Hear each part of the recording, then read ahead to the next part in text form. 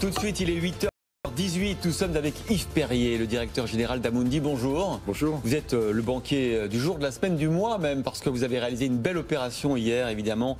Vous êtes désormais en négociation exclusive avec la Générale pour le rachat de Lyxor. Gestion d'actifs, comme vous. Gestion d'actifs plus particulièrement sur les ETF. Vous allez nous dire pourquoi c'est important. Et puis surtout, c'est la boucle est bouclée. Finalement, ce qui vous avait résisté il y a une dizaine d'années, finalement, vous avez réussi à le racheter. Oui, il faut toujours prendre son temps. Cette opération, c'est une opération importante pour nous dans la mesure où elle nous permet de nous renforcer dans deux domaines principaux, des expertises et en premier lieu les ETF. Ah donc faut redire pour ceux qui nous écoutent, ce sont ces fonds indiciels où on réplique, où on duplique les indices qu'on choisit. Exactement. Le CAC 40, un indice boursier européen, ce qu'on veut. Exactement. Et donc c'est une façon finalement d'acheter le marché ou de vendre le marché. Alors c'est un segment qui se développe fortement. D'abord il s'est développé aux États-Unis, puis en Europe. C'est une activité, je dirais, assez industriel. Ah oui, complètement. On voit bien BlackRock, effectivement, qui c'est aussi un grand acteur de ce domaine. Exactement. Et en fait, au niveau d'Amundi, on avait développé cette activité de manière organique. Aujourd'hui, on était le 5e européen, un peu plus de 6% de part de marché. Société Générale Lyxor, 8% de part de marché. On va se situer à 14% de part de marché, c'est-à-dire le deuxième, derrière l'acteur dominant, qui est BlackRock, qui a 45% de part de marché, mais ça va nous donner une plateforme significativement renforcée, et notre idée c'est de gagner des positions sur la durée sur un marché en croissance. Et la deuxième raison, c'est que les équipes de Lyxor sont des équipes talentueuses. Lorsqu'on pose la question du développement d'Amundi, du développement futur, ma réponse est en deux parties. La première, c'est j'ai aucun doute sur que nous allons développer. Le rythme dépendra de notre capacité à attirer des talents. Et au fond, par cette acquisition, nous allons intégrer un peu moins de 500 collaborateurs de très grande qualité. Alors, vous avez aujourd'hui 100 millions de clients, que ce soit des particuliers, notamment beaucoup de salariés qui ont de l'épargne salariale, souvent elle est gérée par Amundi, des institutionnels, des entreprises. Encore un mot des ETF, de ces fonds indiciels. Au fond, je suis particulier, je suis investisseur, je ne veux pas m'embarrasser, je vais acheter le CAC 40, je vais acheter le Dow Jones ou le S&P 500. Voilà, pour 1 000 euros, 10 000 euros, je suis positionné sur ce marché et vous repliquez exactement la performance de ces marchés. C'est pas un peu triste finalement de plus rien faire et de tout vous déléguer ? Non, mais si vous voulez, en matière de gestion, si vous voulez, d'investissement, il y a deux grands principes.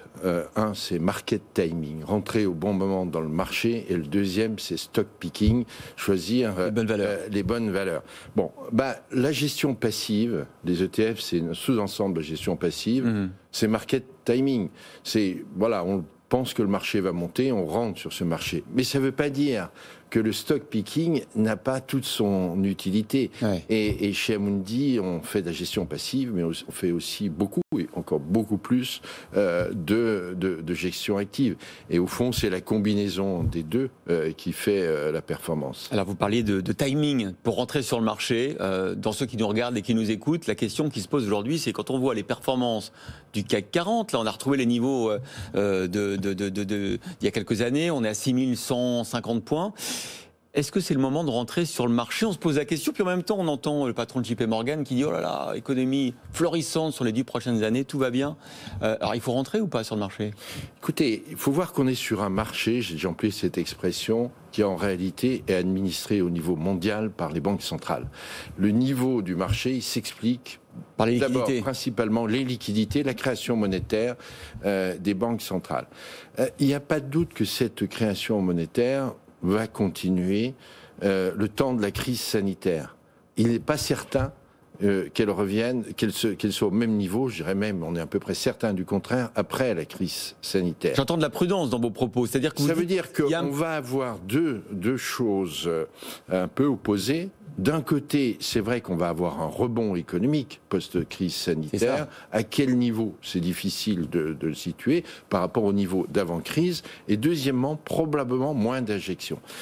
Alors, quelle sera la conséquence de ces deux points? Elle est difficile. Je pense qu'en réalité, les marchés sont hauts. Aujourd'hui, le temps est le temps justement de la sélectivité, parce que certains secteurs, je pense à ce qu'on appelle la tech, les fintech, clairement enregistrent des excès Vous parlez d'excès aujourd'hui de valorisation. Oui, pour certains secteurs, clairement, oui. Vous savez, tout actif vaut ce qui rapporte. Quand vous avez des entreprises qui durablement font des pertes et qui ont des valorisations très importantes, un jour, ce genre de contexte s'arrête. Donc on va avoir un marché où il y aura plus de volatilité, ça c'est le premier point, et où je crois il faudra être très sélectif sur les valeurs et revenir aux fondamentaux. Quelles performances économiques, quel chiffre d'affaires, quelle marge, quel résultat net? Au fond, quand on vous écoute, vous en appelez à la prudence aujourd'hui. Vous dites, certes, on a un potentiel de croissance économique très fort, notamment aux États-Unis, en Chine. Quand on voit les chiffres du FMI, hier, les Chinois, entre 2019 et 2022, leur économie aura augmenté de 17%. Quand nous, on aura fait péniblement du surplace. Est-ce que du coup, effectivement, vous encouragez vos épargnants à se diversifier aussi à l'étranger? Écoutez, la crise sanitaire, c'est à la fois un marqueur de la force des pays ou leur faiblesse des entreprises, voire des individus. C'est aussi un accélérateur des tendances structurelles. Il y a une tendance structurelle, c'est que le centre de gravité du monde a changé. Et va continuer à changer, il se déplace vers l'Asie. Les pays d'Asie sont sortis plus vite de la crise sanitaire que nous. Ils ont entraîné complètement leur rebond économique. Et si on prend l'exemple de la Chine, elle va bénéficier de la relance américaine. En arrivant dans vos studios, je voyais un chiffre qui disait que le déficit commercial américain, au mois de février, était de 70 milliards de dollars. C'est-à-dire qu'on est sur un chiffre annuel de l'ordre de 800 milliards de dollars. Pour la Chine, ça va être une source pareil pour les paiements courants, le déficit extérieur américain est colossal. Voilà. Ça pourrait même freiner d'ailleurs les velléités de relance de Biden. Donc, les Américains ont le privilège du dollar, qui est la monnaie de réserve mondiale, ce que nous n'avons pas, Européens. C'est pour ça que souvent, quand on compare la situation... Même si le taux de réserve de dollars dans les réserves centrales en train de baisser, on est à 60% aujourd'hui. Oui, mais bon, ça reste élevé. Mais ça reste élevé. Donc, non, je pense qu'on vit une formidable transformation, changement du centre de gravité, digitalisation, toute cette mutation technologique, et il y aura des gagnants, il y aura des perdants, l'histoire n'est pas écrite. Les Français ont énormément épargné pendant cette crise. On parle de 200 milliards d'euros de liquidités supplémentaires. Qu'est-ce qu'on en fait? Comment on incite les Français à prendre des risques, à investir, à placer leur argent à un moment où vous venez de le dire, il y a beaucoup d'incertitudes? Alors, premier point, dans cet excès d'épargne qu'on retrouve dans les comptes à vue, il faut bien voir qu'une partie, c'est simplement de la consommation différée. Les gens n'ont pas pu faire voyager, aller au restaurant, et quand on va être sorti de la crise sanitaire, on va avoir probablement un excès de consommation. Mais on ne va pas aller deux fois au restaurant dans la même journée. Exactement. On aura même de l'épargne. Mais néanmoins, voilà, on va quand même essayer de se faire plaisir. Non, la difficulté, c'est la suivante. La difficulté, elle tient à deux facteurs. Au fond, aujourd'hui, c'est pas l'argent qui manque. Ce sont les projets d'investissement. Et pour qu'il y ait beaucoup de projets d'investissement, il faut qu'il y ait une demande suffisante.